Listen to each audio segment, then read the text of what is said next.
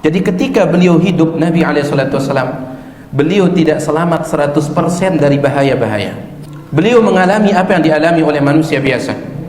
Beliau mengalami caci makian dan seterusnya, ya. Beliau bahkan mengalami luka. Tetapi ketika beliau sudah meninggal dunia, maka beliau selamat 100%. Ketika ada musuh-musuh Islam berusaha untuk menyakiti beliau setelah beliau meninggal dunia, diselamatkan oleh Allah Subhanahu wa taala. Sebagaimana yang antum insyaallah sudah ketahui, disebutkan oleh Al-Imam As-Samhudi di dalam kitabnya Wafaul Wafa fi Akhbaril Mustafa, bahwasanya pernah terjadi pada tahun 557 Hijriah, pernah terjadi usaha untuk mencuri jenazah Nabi Muhammad sallallahu alaihi wasallam ketika zaman Khalifah Nuruddin Az-Zanki rahimahullahu taala. Khalifah Nuruddin Az-Zanki rahimahullah pada suatu malam dia bermimpi. Di dalam mimpinya dia melihat Nabi Muhammad sallallahu alaihi wasallam dan ada dua orang laki-laki yang lain di sana. Dan Nabi alaihi salatu wasallam di dalam mimpi Nuruddin Az-Zanki, seorang khalifah, Nabi alaihi salatu wasallam mengatakan, "Anqidni min hadainil ashqarain." Segera selamatkan aku dari dua laki-laki berkulit coklat ini, berkulit kemerah-merahan ini.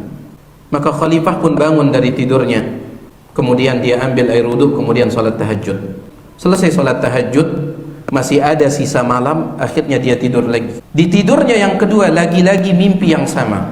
Nabi SAW mengatakan, selamatkan aku dari dua laki-laki ini. Kemudian dia pun bangun lagi, ambil air wudhu, salat tahajud yang kedua kalinya. Selesai salat tahajud, masih ada sisa malam, dia tidur lagi. Kemudian pada tidurnya yang ketiga, Nabi SAW kembali mengatakan dalam mimpi Nuruddin Az-Zanki, selamatkan aku dari dua laki-laki. Maka dia pun bangun untuk ketiga kalinya dan dia mengatakan, la nauma ba'da tsalitsah, tidak boleh lagi tidur setelah tiga kali mimpi seperti ini. Akhirnya selesai salat subuh, Khalifah Nuruddin Az-Zanki dia memanggil salah seorang menterinya, seorang ulama yang bernama Jamaluddin Al-Musili. Dia panggil, lalu dia ceritakan mimpinya. Tadi malam saya bermimpi tiga kali. Dalam mimpi saya Nabi SAW minta tolong selamatkan saya dari dua laki-laki ini. Tiga kali kata dia. Maka menterinya yang saleh ini Jamaluddin Al-Musili mengatakan, "Falimal baqa?" Anda sudah bermimpi tiga kali dan dalam mimpi itu Nabi minta tolong kepada Anda. Falimal baqa? Kenapa Anda masih berada di sini? Ya, kebetulan dia sedang istananya itu berada di Baghdad. Katakan, kenapa engkau masih di sini? Cepat pergi ke Madinah sana. Selamatkan Nabi SAW.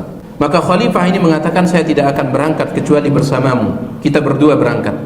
Akhirnya mereka pun berangkat berdua dan khalifah menggunakan pakaian biasa supaya tidak dikenal oleh orang.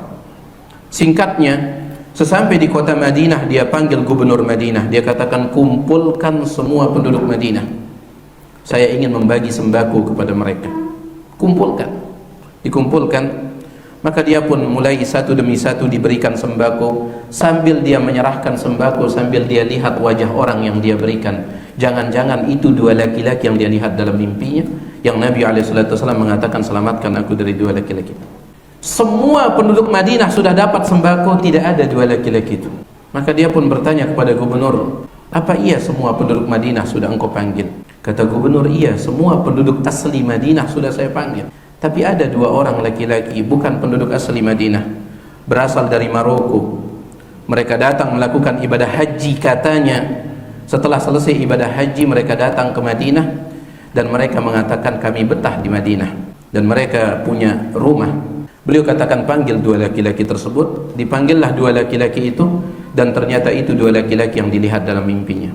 Yang Nabi SAW mengatakan, anqidni min hadainil ashqarain, selamatkan aku dari dua laki-laki berkulit merah ini. Beliau pun mengatakan kepada mereka, kalian dari mana? Dari Maroko. Tujuan kalian datang? Haji. Tapi kami setelah selesai haji datang ke Madinah dan kami menyukai cuaca di Madinah. Akhirnya kami pun menyewa sebuah rumah di sini. Beliau mengatakan, izinkan saya mendatangi rumah kalian. Kemudian beliau periksa dan beliau melihat sebuah karpet. Beliau mengangkat karpet tersebut, ditemukan sebuah galian terowongan menuju kubur Nabi SAW. Mereka ingin mencuri jenazah Nabi SAW. Dan mereka otomatis, kalau kita menggali, otomatis ada tanah yang naik. Mereka menggali siang hari, kemudian tanah hasil galian mereka buang ke kubur Baqi setiap tengah malam ketika tidak ada orang tahu. Akhirnya mereka berdua pun dihukum pancung, kemudian diperintahkan supaya dikelilingi kubur Nabi SAW di bawah itu dengan menggunakan tembaga, ya, supaya tidak bisa lagi dicuri. Ala kulli hal, yang saya ingin sampaikan, kata Syekh Ibn Utsaimin rahimahullah, bahwasanya Nabi SAW itu selamat total ketika beliau sudah meninggal dunia. Adapun saat beliau masih hidup, maka beliau kadang mendapatkan apa yang didapatkan oleh manusia biasa, terluka, sakit, dan yang lainnya.